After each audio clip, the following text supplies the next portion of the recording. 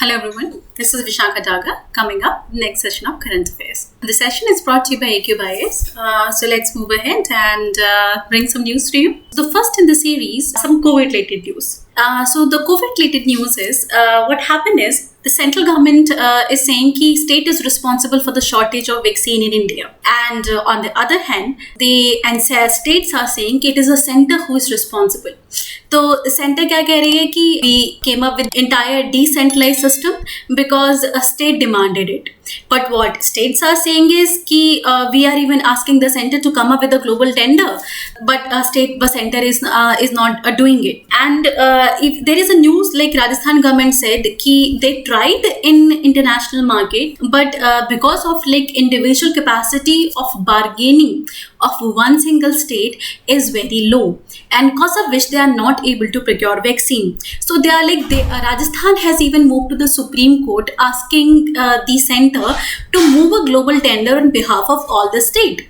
And Rajasthan government is saying we are even willing to pay. Delhi government भी same चीज कह रही थी कुछ दिनों पहले, come up with a global tender and we are willing to pay. In fact, most of the state इस समय यही कह रही है कि you come up with a global tender and we are willing to pay for that.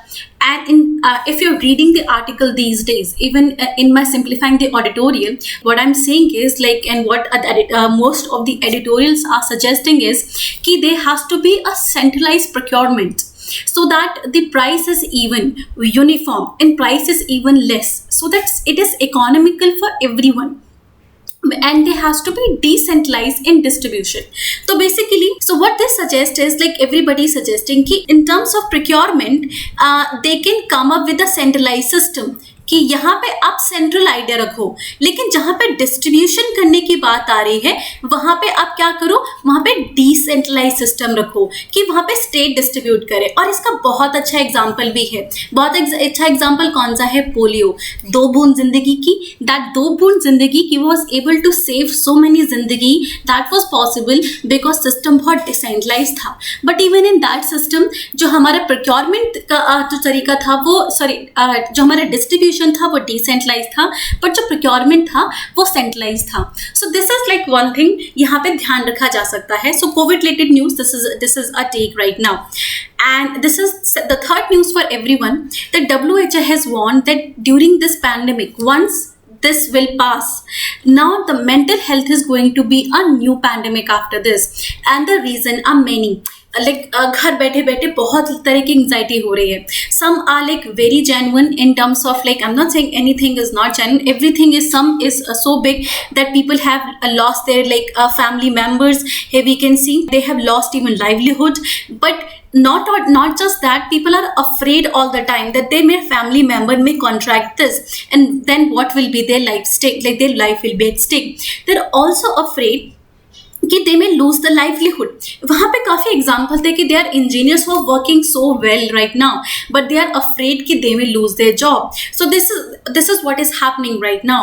So WHO is saying कि take up as many activities as you can. Meditate करो, yoga करो, friends, family से बात करो.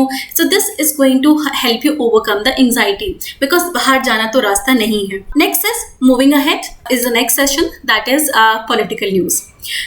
In the political news, Supreme Court is trying to find the balance in new IT rules. अब नए IT rules आए हैं. Like let us explain session. I'll discuss the IT rules. What are the IT rules and why government is bringing them, but why government is bringing them at same point of time. What is the problem? Why actually the companies and the social media is not accepting this. So in that session I'll talk about this, but first of all let's talk about what Supreme Court has to say. Now Supreme Court, what it has done, it is trying to make a balance on the both side.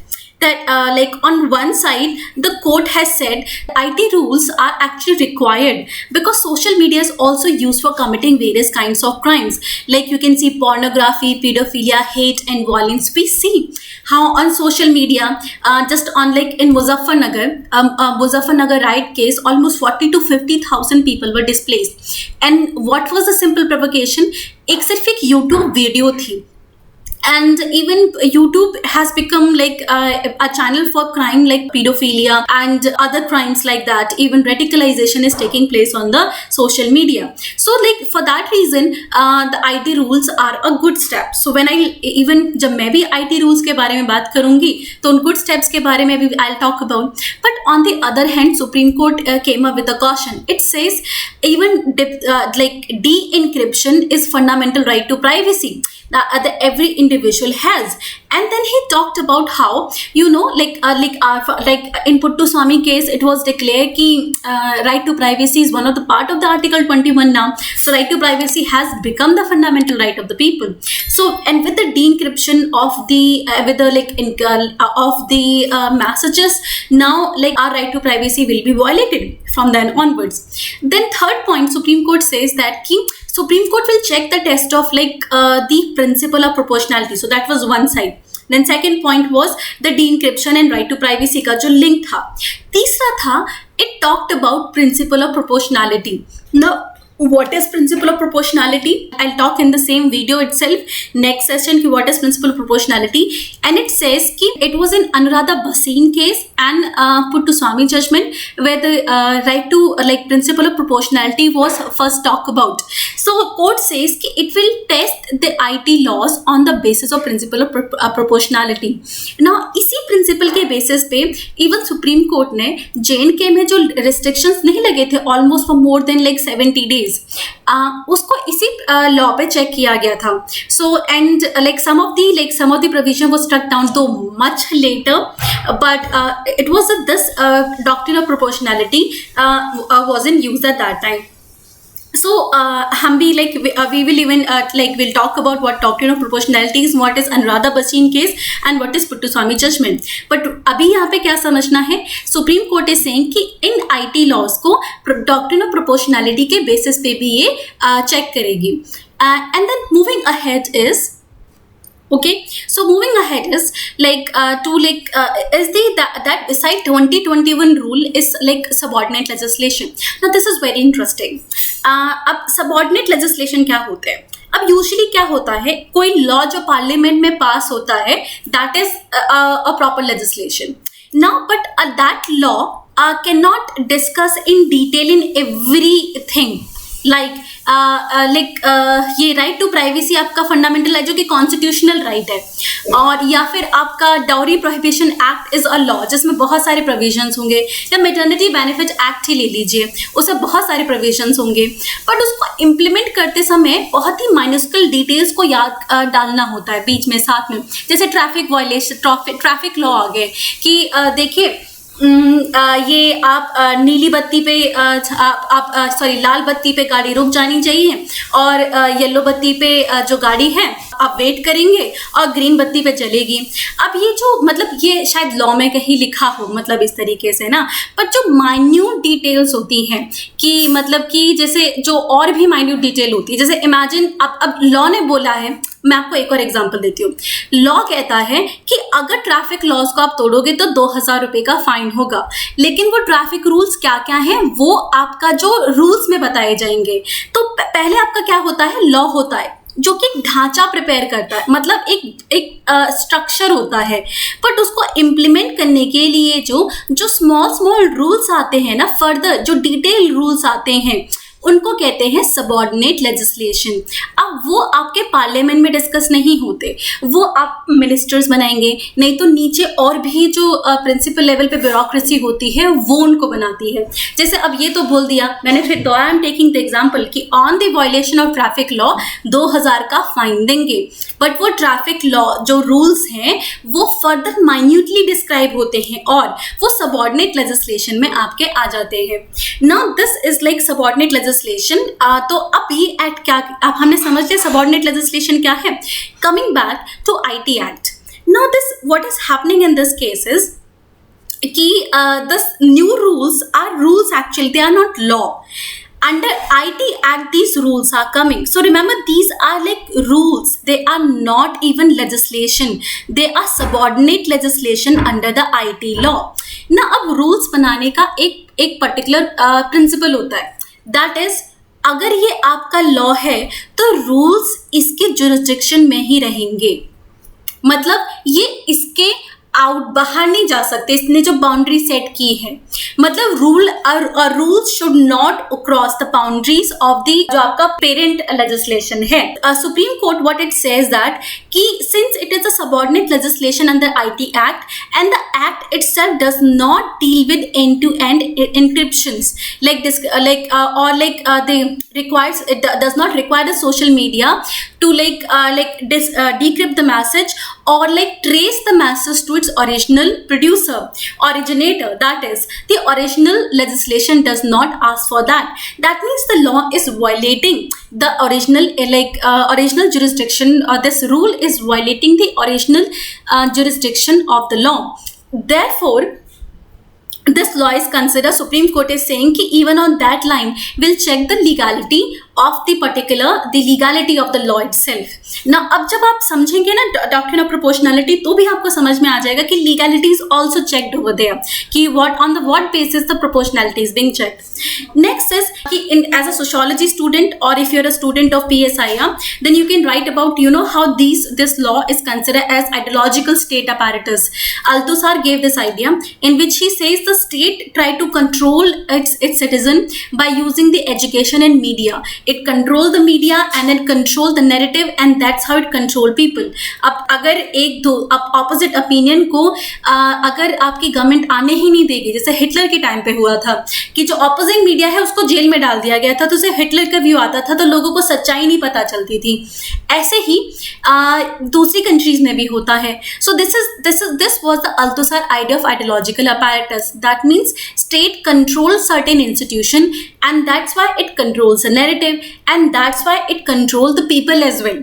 तो आप इसको इस तरीके से लिख सकते हैं अपने PSIR के उसमें, but be cautious आप किस तरीके से उसको लिखते हैं.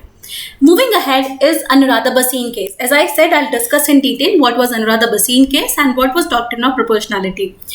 अब Anuradha Bhasin case came into light in at time of bifurcation of J&K. At that time, government knew कि बहुत ना एक प्रोटेस्ट मोड क्रिएट होने वाला है. So what government did was, आग लगा के सीधा उस पे कंटेनर रख दिया, तो आग लगी भी तो अंदर ही अंदर लगी. सो अब वो कंटेनर क्या था? The container was putting restriction on internet. Eight that time our present government put that kind of container. That is, it put a complete lockdown on use of internet. Internet was banned and it was challenged in Supreme Court. Much later, though, the plea was taken. But in Anuradha Bhasin case, Supreme Court gave a very important judgment. Supreme Court says that freedom of speech and expression and freedom to practice any trade over the internet is protected under Article 19. अब आप बोलेंगे कि ये कौन सी नई बात है कि आर्टिकल 19 तो पहले ही freedom of speech and expression और freedom of profession of trade को प्रोटेक्ट करता ही है. It is actually different because it is saying even over the internet.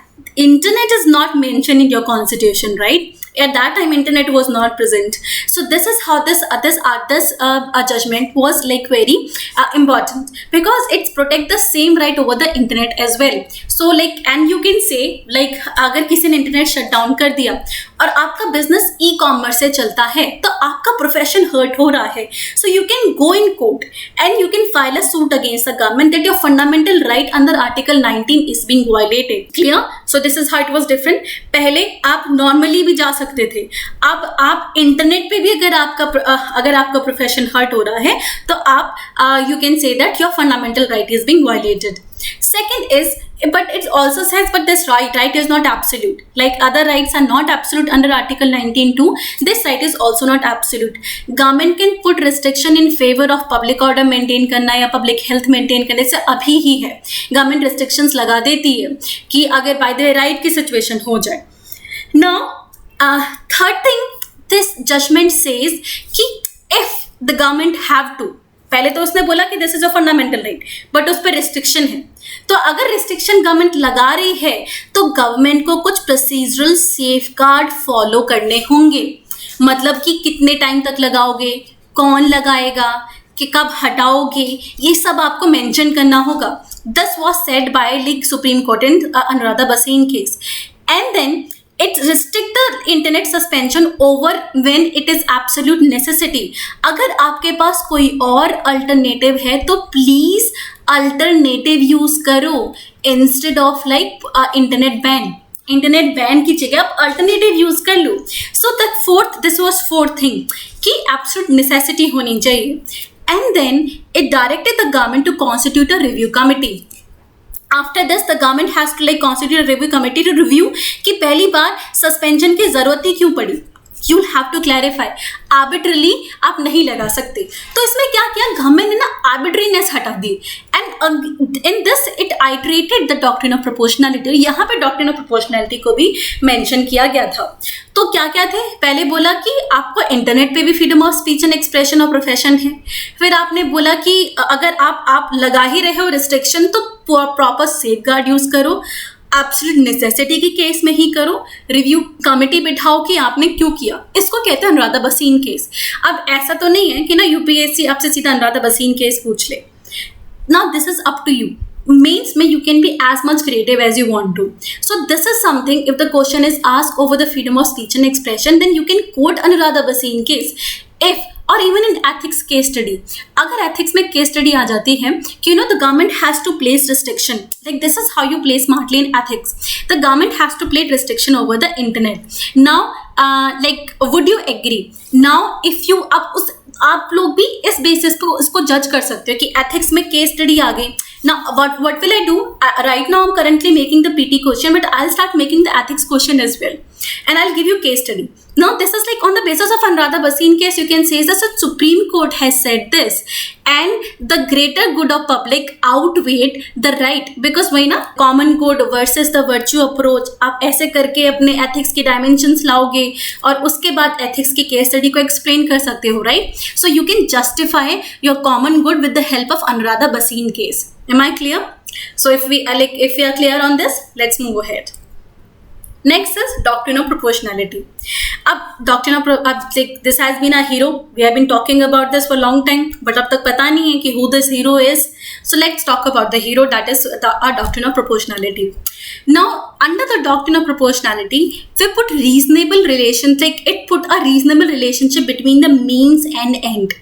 Simply, अगर मैं आपको एक लाइन में समझाऊं तो ये मीन्स और एंड के बीच में एक ऐसा रिलेशनशिप सेटअप करता है जो कि बैलेंस्ड है. क्लियर? ये कहता है आप क्या चाहते हो. आप चाहते हो कि पब्लिक ऑर्डर मेंटेन रहे. ठीक है, पब्लिक ऑर्डर आप चाहते हो. जैसे JNK का ही केस ले लिया, आप चाहते हो कि पीस रहे, पब्लिक ऑर्डर रहे, और आपने क्या सोचा, इंटरनेट को बैन कर देते हैं, लेट्स बैन इंटरनेट. या फिर कोई और केस था कि आपने मतलब एंड तो था कि आपको पब्लिक ऑर्डर चाहिए और मींस था आपने एंड ये करना है. तो उसने बोला कि दोनों में ना बैलेंस होना चाहिए. अब इमेजिन आप पब्लिक ऑर्डर लाना चाहते हो, लेकिन क्योंकि बैन करने से इकोनॉमी को, अगर बाय द वे ऐसा होता है कि इकोनॉमी को बिलियंस ऑफ डॉलर का नुकसान होता है, लोगों की लाइवलीहुड चली जाती है, 70% लोग ऑलमोस्ट मेंटल हेल्थ से सफ़र करते हैं. Is this the cost you willing to pay for the end? और आप पीस के बारे में बात कर रहे हो जहाँ 70% लोगों की पब्लिक हेल्थ खराब हो रही है, mental health is getting destroyed. So like this is how the Supreme Court balances in between the public, the end and means. कि end, if your end is public order, if your end is peace and you're trying to attain it by banning the internet, तो पहले उनके बीच में proportionality लाओ. is अगर आपका end ज़्यादा है, आप इमेजिन ये वाला केस था, अब एक केस ले लो, आपने क्या किया, आपने सिर्फ 24 घंटे के लिए बैन किया, और उस 24 घंटे के बैन की वजह से आपने एक ऐसा राइट आपने अवॉइड कर दिया जिसमें ऑलमोस्ट 50,000 लोग बेघर हो जाते, होमलेस हो जाते, राइट? और उसी दिन नुकसान कितना हुआ, इमेजिन कर लीजिए 2 मिलियन आपको नुकसान हुआ. 24 मतलब जो वहाँ के एरिया के लोग थे उनको 2 मिलियन रुपए का नुकसान हुआ. इन this case it is justified कि आप लगा दो 24 घंटे का, क्योंकि 50 की जिंदगी भाई मैटर करती है. you're saving lives in there, so life is important over 2 million. तो इस केस में end is important than means. But अगर उस केस में अगर पब्लिक हेल्थ आपकी ज़्यादा इम्पैक्ट हो रही है तो आपका means is not able to justify your end. but इस केस में means is able to justify your end. So like this is what you're supposed to remember.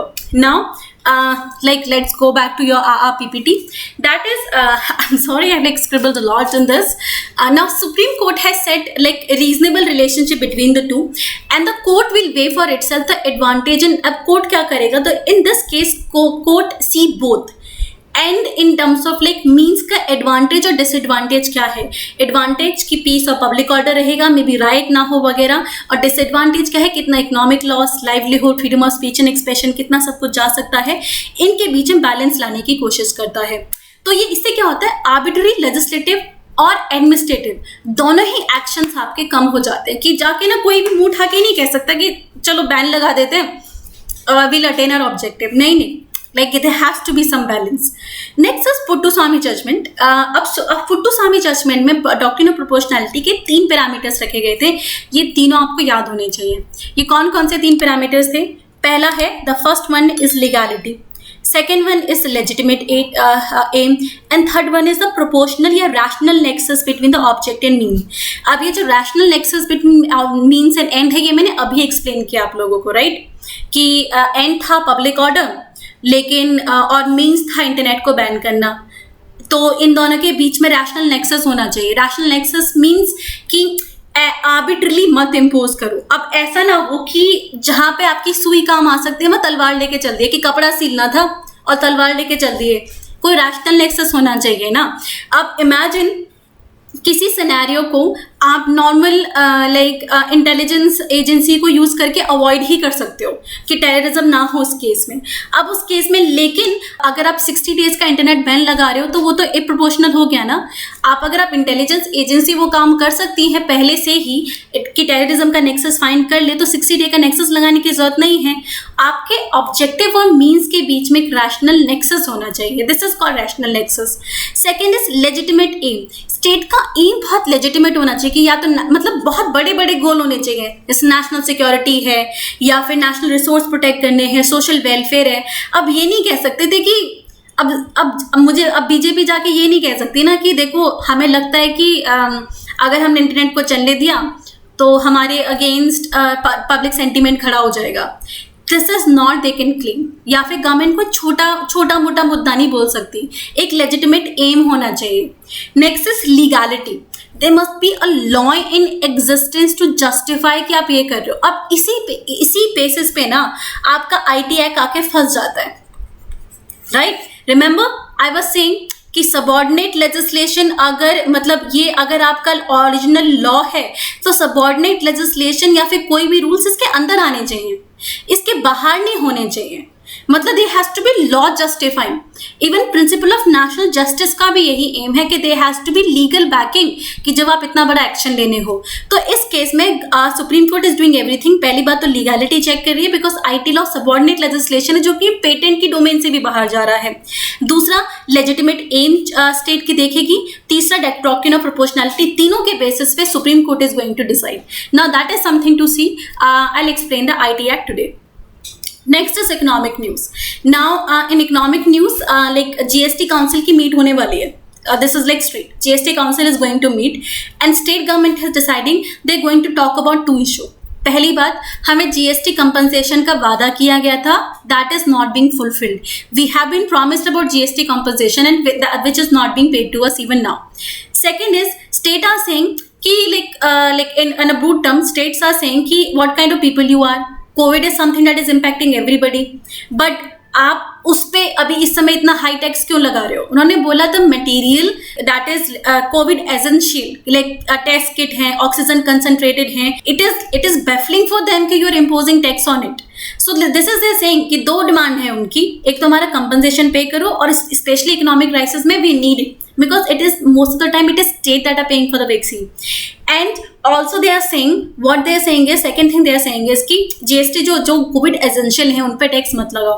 Now this is not like going to somebody going to ask in state. This is something आप news याद रहे, इसीलिए I'm telling you. What is more important is what is GST council. That is what you are supposed to know. So let me tell you. GST council, like GST reform came in 2016-17. उससे and what is GST? Is your indirect tax, value added tax. मतलब जैसे आपने पहले क्या किया, यहाँ पे cotton cotton उग रहे थे, कॉटन से you made thread, cotton threads बनाए, थ्रेड से आपने कपड़े की थान बनाई, that means a big pile of long pile of cloth, then you made shirt, right? So what GST is, at every state a tax is paid. Now each state of value addition. When cotton became thread, it is a value addition. ये 5 रुपए का बिकेगा तो ये 10 का बिकेगा, ये 10 का बिकेगा तो ये 100 का बिकेगा, और ये अगर आप ब्रांडेड खरीदोगे ना तो ये 1000 रुपए की भी बिकेगी, राइट ना? So at each stage of value addition you have to pay tax. Government ने बोला 10% टैक्स लगाएगी हर जगह। इससे नाउ दिस 5 का था 10 का बेचा, 100 का था ये 1000 का बेचा, ये 90 रुपए का फायदा हो रहा है ना, ये 90 का टैक्स पे करेगा। ये 100 का था 1000 का बेचा, ये 900 पे टैक्स पे करेगा। मतलब जितने का सिर्फ इसे प्रॉफिट हो रहा है ना, जितना वैल्यू एडिशन, सिर्फ उतने पे टैक्स पे करेगा, राइट? ये 5 का था, इसने 10 का बेचा, तो इसको 5 रुपए का फायदा हुआ, ये 5 पे टैक्स पे करेगा, 10 पे नहीं पे करेगा जितने पे इसने बेचा, नहीं, जितने का प्रॉफिट हो रहा है। इसको मिला ये 10 का और इसने 100 का बेचा, तो जो 90 रुपए का फायदा हुआ है ना, 90 पे टैक्स पे करेगा ये। Am I clear? At each stage of value addition you pay a tax, that is value added tax. It is a kind of indirect tax. Indirect tax क्यों है ये? अभी indirect tax इसलिए है बिकॉज इसका ना आप नहीं पे करते, इसका कस्टमर ही पे करता है। अब इमेजिन ये बंदा ये टैक्स पे जरूर कर रहा होगा, बट इसकी कॉस्ट ना ये इसमें ऐड कर देगा, ये इसके थान में ही ऐड कर देगा कि मैं क्यों पे करूं। ये बंदा भी शर्ट में ऐड कर देगा। So at the end of the day it is you who is paying the tax. So tax आप जिस पे लिवाय कर रहे हो ना, वो नहीं टैक्स पे करता, कोई और टैक्स पे कर रहा होता है। अब ये टैक्स लगा तो इस महाशय पे था जो शर्ट बेच रहे थे, पर इन्होंने ये टैक्स ना शिफ्ट कर दिया कस्टमर पे। तो दिस इज इनडायरेक्ट टैक्स कि जिस पे लगा है वो नहीं पे कर रहा। जबकि डायरेक्ट टैक्स क्या होता है, जिस पे लगता है वो पे करता है। अब इमेजिन मेरी इन वेल्थ टैक्स पे लग रहा है कि मैं कमाती हूँ, चलो imagine at least I can be in my dreams rich, right? I am earning rich, I am earning 1 crore और मेरी 1 करोड़ पे टैक्स लग रहा है, तो वो टैक्स मैं ही पे करूंगी। I can not transfer this tax, इसको कहते हैं direct tax, and this was indirect tax. अब बहुत सारे इनडायरेक्ट टैक्स थे पहले, सेल्स टैक्स है, वैल्यू एडेड टैक्स है, और भी बहुत ऑक्ट्रॉय है, इतने सारे थे कि it was confusing for even for the common person to pay tax for anybody, because of which एक कॉमन जीएसटी आया। अब ये रेट कौन डिसाइड करेगा? इस रेट को डिसाइड करने के लिए जीएसटी काउंसिल बिठाई गई, जीएसटी काउंसिल बनाई गई। और ये कॉन्स्टिट्यूशन के अमेंडमेंट से बनाई गई है। सो यहाँ से हमारी कहानी शुरू होती है। That is what is GST council? GST council is a constitutional body set up under article 279A. So remember one thing, it is not a statutory body, because this is the one question that can be asked from you. It is a constitutional body set up under article 279A. And was introduced by the 101st Constitutional Amendment Act 101। 2 information याद रखनी है यहाँ पे, article 279A में आई है, 101 constitutional amendment से आती है, और it actually recommend the GST tax, that is मैंने बोला ना, वही जो इनडायरेक्ट टैक्स लग रहा है उसको रिकमेंड कौन करता है? उसको ये जीएसटी काउंसिल रिकमेंड करती है। Now moving with the structure, it is chaired by the union finance minister and एक तो यूनियन फाइनेंस मिनिस्टर होते हैं, और जो बाकी स्टेट्स है ना, उनके भी फाइनेंस रेवेन्यू मिनिस्टर्स होते हैं इसमें। तो हमारे यूनियन के भी होंगे और उनके भी। और इसका स्ट्रक्चर कुछ ऐसा होता है कि 1/3 मेंबर यहाँ पे सेंटर के होते हैं और 2/3 आपके स्टेट के होते हैं। तो ये होगी हमारी जीएसटी काउंसिल्स में 1/3 आपका, 1/3 में आ गई आपकी सेंटर और 2/3 में आ गई आपकी स्टेट, राइट?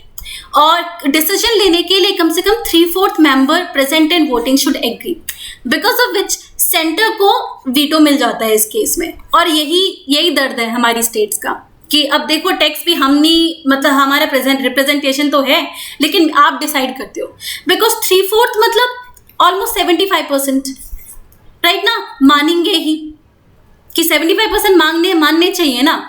और यहाँ पे 33% जो वोट्स हैं वो हमारी सेंटर के पास हैं, तो मतलब ये नहीं मानेंगे तो ये डिसीजन होगा ही नहीं कि सिर्फ 25%। अगर बाय द वे स्टेट का होता, अगर बाय द वे आप इसको ऐसे समझो, अगर स्टेट का होता अगर सेंटर का होता 25% और सारी स्टेट एक जगह इकट्ठी हो जाती कि नहीं हम तो इतना ही टैक्स लगाएंगे, तो वो क्या होता, सेंटर को मानना पड़ जाता क्योंकि सारी स्टेट मतलब 75% स्टेट का रिप्रेजेंटेशन है और सारी इकट्ठी हो गई तो सब मान गई। ये था सिनेरियो 1। लेकिन अब हमारा सिनेरियो 2 क्या है? हमारे सेंटर के पास ही 33% वोट है, ठीक है। लॉ पास करने के लिए 75% वोट तो चाहिए ही।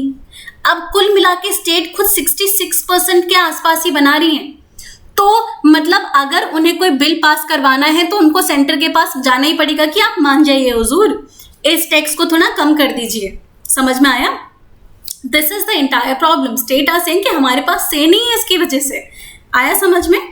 ओके, नेक्स्ट इज इसके बाद चलते हैं not decision require the majority. अब चलते हैं, इकोनॉमिक सर्वे ने बोला था कि it promotes the cooperative federalism. You can even आप भी अपने मेंस के आंसर में लिखेंगे this promote the cooperative federalism because at least consensus होता है कि अगर इस केस में क्या है, अगर स्टेट चाहते हैं कुछ आए, कि ये तो नेगेटिव एस्पेक्ट था, पॉजिटिव देखिए, अगर स्टेट चाहती है कुछ इंप्लीमेंट हो तो उसको सेंटर को मनाना पड़ेगा, वहीं पे सेंटर को भी स्टेट को मनाना पड़ेगा। अगर बाय द वे सेंटर कोई चेंज लाना चाहता है और 33% के साथ तो वो चेंज नहीं ला सकता, मान भी ले अगर वो बाकी स्टेट में भी अगर बीजेपी रूल वो है तो भी उसको स्टेट्स को मनाना पड़ेगा। सो this is idea of cooperative federalism कि कोई यूनिलैटरल डिसीजन नहीं ले सकता, सबको साथ में आना पड़ेगा। अब तो this is how it promotes the cooperative federalism and this is how you're going to write the answer in mains. Am I clear? Let's move ahead. Moving ahead, अब लेते हैं इंडियन ब्रॉडकास्टिंग फाउंडेशन। अब Indian broadcasting foundation is basically N apex body जो कि broadcaster के interest को represent करती है, जैसे कॉन्फेडरेशन ऑफ इंडियन इंडस्ट्री, जैसे आपकी फिक्की है कि सारे बहुत सारे मेन इंडस्ट्रीज ने आके एक बॉडी बना रखी है जो कि इंडस्ट्री के इंटरेस्ट को रिप्रेजेंट करती है। ऐसे ही ब्रॉडकास्टर के इंटरेस्ट को रिप्रेजेंट करने के लिए एक बॉडी बना दी गई थी। ये बॉडी इसलिए भी इंपॉर्टेंट है बिकॉज जो हमारा जो ब्रॉडकास्टिंग एजेंसी है वो मच रेगुलेटेड नहीं है। मतलब दिस इज प्रॉब्लम, आपके पास कंप्लेन करने के लिए या फिर प्लेटफॉर्म कम होते हैं, बिकॉज इसीलिए क्योंकि because this is like damn you do damn you if you damned if you don't do. इसमें क्या है कि अगर बाय द वे अगर आप इनके फेवर में अगर आप इनको रिस्ट्रिक्ट करते हो तो बेसिकली आप फ्रीडम ऑफ स्पीच को रिस्ट्रिक्ट करोगे। अगर आप खुला छोड़ देते हो तो ये किसी भी काम मतलब कुछ भी कर सकते हैं जो इनका मन करे, मतलब any kind of speech can be there, because of which एक मीडियम रास्ता अपनाया गया दैट इज सेल्फ रेगुलेशन, कि जितना हो सके इन्हीं की बॉडी होनी चाहिए जो आपस में रेगुलेट करे। Now Indian broadcasting foundation is particularly that body जो कि दो फंक्शन को परफॉर्म करती है। एक तो ब्रॉडकास्टर्स के इंटरेस्ट को प्रोटेक्ट करती है और दूसरा बेसिकली इनको सेल्फ रेगुलेट भी करती है। अब रिसेंटली इनको प्रॉब्लम नजर आई क्या कि अब तक जो ब्रॉडकास्टिंग फेडरेशन, ये बहुत पुरानी बॉडी है, ये पुरानी, आगे आप देखेंगे कि ये जो बॉडी है ये 1999 में बनी थी। अब तब मीडिया पॉपुलर होता था, तब लाइक टीवी चलती थी आपकी, राइट, टीवी, पर अब तो फोन चलता है, राइट। तो उस टाइम पे आपको केबल, सैटेलाइट वगैरह इस तरीके से न्यूज इंफॉर्मेशन मिलती थी। तो इंडियन IBF लाइक इनके इंटरेस्ट को करता था रिप्रेजेंट, इन्हीं को रेगुलेट करता था। बट अब रिसेंटली इनको रियलाइज हुआ कि नहीं, अब तो ओवर द टॉप प्लेटफॉर्म भी आ चुके हैं। अब ओवर द टॉप प्लेटफॉर्म क्या होते हैं? बेसिकली वही है जब आप सैटेलाइट, केबल, इन सब इंटरमीडिएटेड को छोड़ के जो नए जो सीधा अप्रोच करते हैं कस्टमर्स को, उन प्लेटफॉर्म्स को यूज करते हैं, उसको over the top platforms use करते हैं। जैसे आपका सिंपल यूट्यूब, फेसबुक, ये सब क्या होते हैं, ये आपके केबल से थोड़ी ना आ रहे हैं, ये आपके सैटेलाइट से थोड़ी ना आ रहे हैं, आप डेटा पे कर रहे हो इन सब चीज़ों के लिए। सो this is like over the top platform. अभी उनको भी रेगुलेट करने की कोशिश करें, इसीलिए IBF है बेसिकली अ बॉडी जो कि अपने डिजिटल प्लेटफॉर्म्स को भी रेगुलेट करने की कोशिश कर रही है। इसके लिए इसने क्या किया, इसने एक digital media content regulatory council भी बनाई है। Digital media, it is going to form digital media content regulatory council. In fact अब इसने अपना नाम भी बदल दिया, it has become Indian broadcasting and digital foundation. Instead of IBF, Indian IBDF हो गया है, because digital media is also there. Am I clear? So कुछ हिस्ट्री 1999 में बनी थी ये, और यही पेरेंट ऑर्गेनाइजेशन है broadcasting like BCC broadcasting content complaint council, जहाँ पे आपने नीचे लाइन नहीं आती टीवी के नीचे, if you have complaint regarding this, आप इस पे कॉल करें, कंप्लेन करें। दिस इज BCC, जहाँ कंप्लेन करते हैं जब अगर टीवी पे जो न्यूज आ रही है वो फेक है, मैनिपुलेटेड है या फिर समथिंग अगेंस्ट द लॉ है, तब यहाँ कंप्लेन कर सकते हैं, जो कि 2011 में सेटअप की गई थी। क्लियर? सो और OTT मैंने आपको एक्सप्लेन कर ही दिया. Moving ahead is some international relation. Now in international relation, new BRICS summit is going to be held. कि ब्रिक्स की समिट होने वाली है. अब कहाँ हो रही है? इंडिया में हो रही है, लेकिन इंडिया में सभी नहीं आएंगे. ये मीटिंग वर्चुअल होने वाली है. सो दिस इज लाइक ये जहाँ पे आपके ये 5 कंट्री के हेड्स होंगे, because BRICS is the organisation of 5 member, जिसमें आपके चाइना है, आपके इंडिया है, ब्राजील है, और फिर आपका साउथ अफ्रीका है, एंड देन आपके 5th मेंबर रशिया है आपके. तो इस तरीके से आपके 5 मेंबर हो जाते हैं इसमें ब्रिक्स में. ब्रिक्स इन 5 से बना है. इनिशियली साउथ अफ्रीका नहीं था, सिर्फ 4 कंट्री थी. अगर इसकी हिस्ट्री देखी जाए, Jim O'Neill was the person जिसने 2001 में इसका नाम कॉइन किया था कि and he was like chairman of the Goldman सैक्स एट दैट टाइम. सो वो इमर्जिंग इकोनॉमीज को देखते रहते थे. तो 2001 में इसका नाम कॉइन किया गया था, बट 2009 में इसकी फाउंडेशन लेड की गई थी. फाउंडेशन येकातेरिनबर्ग रशिया में. In Russia its foundation was laid in 2009. And in 2010, South Africa also joined it. South Africa also, like, this is history only. थोड़ा सा फैक्ट्स आप याद रखिए. 2009 में इसकी फाउंडेशन लेड हुई थी. 2010 में साउथ अफ्रीका ने इसको ज्वाइन किया. और थोड़ा सा डेटा ये भी है कि it constitute 40% of population, 30% of GDP and almost $4 trillion of the combined forex. That much, मतलब इनके पास इनका इन्फ्लुएंस है इस टाइम पे.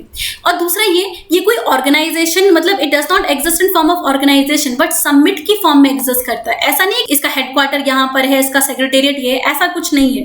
दो इसने और ऑर्गेनाइजेशन बनाई है, जैसे NDB, आपका जो डेवलपमेंट बैंक बनाया गया है, ये इसी ने बनाया है, but this itself is not organisation. Instead ये समिट की फॉर्म में रहता है. और जो समिट भी है, सभी कंट्रीज में अल्फाबेटिकल ऑर्डर में रोटेट होती है अकॉर्डिंग टू चेयरमैनशिप. तो जैसे पहले BRICKS इन टर्म्स ऑफ अपने इकोनॉमी के अकॉर्डिंग ही रोटेट होती है, कि अगर इस साल ब्राजील है तो फिर रशिया होगा, रशिया तो इंडिया होगा, इंडिया होगा तो चाइना होगा, चाइना के बाद साउथ अफ्रीका होगा. तो अब देखेंगे 11 ब्राजील के पास थी. ये देखो 11 समिट ब्राजील में हुई थी. अब ब्राजील के बाद कौन आएगा? रशिया. तो 12 जो समिट थी वो रशिया में हुई थी. अब उसके बाद कौन आएगा? इंडिया. तो इसलिए जो 13 समिट है वो इंडिया में हो रही है. और रशिया और इंडिया दोनों वीडियो कॉन्फ्रेंसिंग से कराई थी. तो हम भी वीडियो कॉन्फ्रेंसिंग से ही कराएंगे. क्लियर हो गया? जबकि जो ब्राजीला में हुई थी तब वीडियो कॉन्फ्रेंसिंग की जरूरत नहीं थी, बिकॉज तब Covid was such a big deal. तो अब ये जो नेक्स्ट समिट हो रही है, अब आ जाते हैं वापस. इस समिट में क्या है? समिट का मोटो है कॉपरेशन, कॉन्टिन्यूटी एंड कंसेंसस. अगर because PCS examination ask this कि ब्रिक्स की समिट कहाँ हो रही है, ये आपका BBIN की या फिर आप बिम्स्टेक की समिट कहाँ होगी. They ask question like this कि आपका ओलंपिक्स कहाँ होने वाले हैं. So this is like something you have to keep tap of, because PCS examination are good at asking question like that. Am I clear? Moving ahead, also like people are expecting कि जो India south Africa साथ में, they want की trips का जो waiver, like patent जो है उस पर वेवर आ जाए थोड़े टाइम के लिए. They are going to talk about it. ये I have talked about this in the previous news. If you don't know, आप प्रीवियस न्यूज पे जाके देखें and you'll get to know in detail about this. So this is like this. और international news में और है कि Israel UN chief has said कि deadly strike are amounting to war crimes. तो like this like may constitute a war crimes. So this is like UN chief are saying. This is a statement against even Israel कि इस तरीके के जो conflict हुआ ये war crime type है.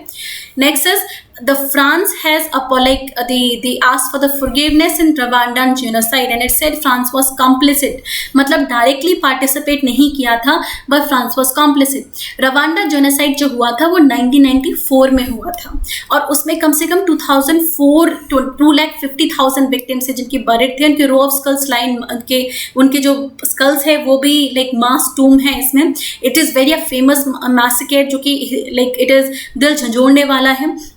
और इसमें ये बेसिकली हुआ तो वहाँ की एथनिक कम्युनिटीज़ में था, जो तुत्सी माइनॉरिटीज़ थी और जो हुटू थे वो बेसिकली वहाँ पे मेजॉरिटी थे. एंड इनके बीच बहुत टाइम से लड़ाई चल रही थी कि हु इज़ द ओरिजिनल निबेटर नॉट. ये माइनॉरिटी थे बट ये रिच थे and that became the reason for fight. And often external nation utilize करते हैं इस चीज़ को.